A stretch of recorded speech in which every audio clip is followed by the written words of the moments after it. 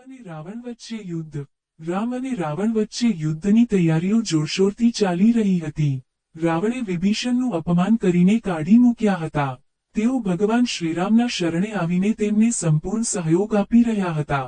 પણ તેમના મનમાં એવો પ્રશ્ન ઊભો થયો કે રાવણના સૈન્યમાં તો એકથી ચઢિયાતા બળવાન યોદ્ધાઓ છે, તેની પાસે અનેક રથો છે. જ્યારે બીજી બાજુ ભગવાન રામ પાસે એક પણ રથ નથી, તો તેઓ જમીન પર રહીને રાવણને કઈ રીતે હરાવી શકશે? તેમણે પોતાને આ દ્વિધા પ્રભુ રામની આગળ વ્યક્ત કરી. ત્યારે ભગવાન રામે સ્મિત કર્યું અને કહ્યું કે બલ વિવેક યમ પાડે તો ક્ષમા, કૃપા, સામર્થ્ય જોડે.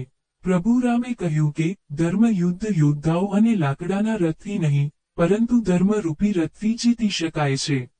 ધર્મનો રથ શૌર્ય અને ધૈર્યરૂપી બે પૈડા પર ચાલે છે. વિવેકનું બળ, સંયમ અને પરોપકાર એ રથના ઘોડા છે અને કૃપા, ક્ષમા તથા સમતા તે ઘોડાઓને બાંધનારા દોરડા છે. આ ધર્મરૂપી રથ પર જે સવાર થાય છે, તેને કોઈ હરાવી શકતું નથી. ભગવાન રામની આવી વાત સાંભળીને વિભીષણનું મસ્તક શ્રદ્ધાપૂર્વક પ્રભુ શ્રીરામના ચરણોમાં ઝૂકી ગયું. આને જ ધર્મ એટલે કે ધર્મને માર્ગે ચાલો તો ધર્મ આપણું રક્ષણ કરે જ છે. મિત્રો, આ વિડીયો પસંદ પડ્યો હોય તો લાઈક અને શેર અવશ્ય કરશો અને ચેનલને સબસ્ક્રાઇબ પણ કરશો. આભાર સાથે.